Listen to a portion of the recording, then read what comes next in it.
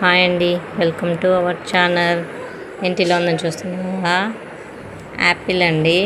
Apple, జాంకాయ, Apple ఇలాంటి fruits ఏవైనా సరే ఇప్పుడున్న జనరేషన్లో పిల్లలు ఫ్రూట్స్ తినడానికి ఇష్టపడడం లేదు.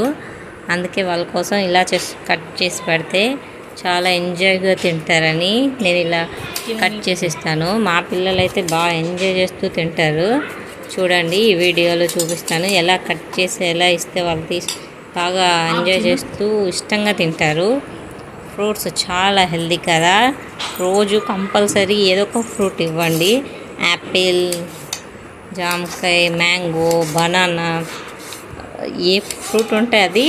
కాకపోతే నార్మల్ కట్టింగ్స్ కాకుండా ఇలా డిఫరెంట్గా కట్ చేసిస్తే వాళ్ళకు కూడా చూడడానికి బాగా అవి ఏంటంటే ఎలా అనిపిస్తాయి అంటే, ఇవి ఉన్నాయి కదా, చిప్స్ ఉంటాయి కదా, చిప్స్ టైప్లో కానీ లేసుల టైప్లో కానీ, లేదంటే ఇవి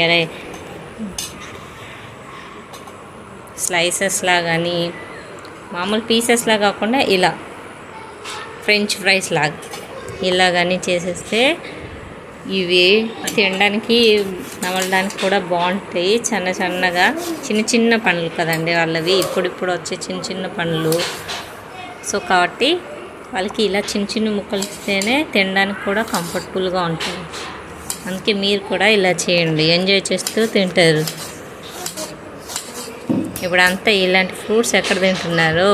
చిప్స్, లేసులు, పిజ్జాలు, బర్గర్లు తినచ్చు, కానీ రోజు తినకూడదు కదండి. మరి ఎప్పుడో ఒకసారి తినాలి.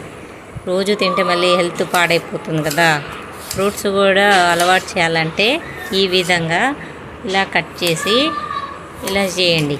నేను ఫస్ట్లో ఒక షేప్ చూపించాను కదా, అలా కూడా డిజైన్ చేస్తే అలా కూడా తింటారు.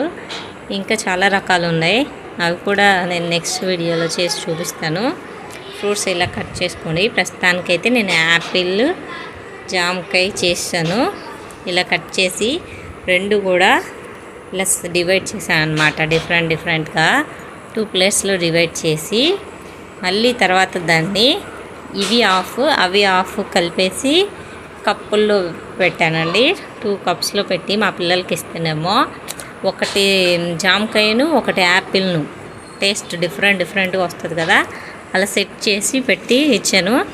మా వాళ్ళు చూసేసరికి 5 మినిట్స్లో నాకు ఖాళీ బాక్సులు ఇచ్చారండి. 2 బౌల్స్ ఖాళీ అయిపోయాయి. నేనైతే చాలా హ్యాపీ. ఇది మీకు కూడా ఉపయోగపడుతుందని నేను మీకు ఈ వీడియోని ఫార్వర్డ్ చేశాను.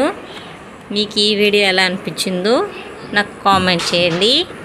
Thank you for watching.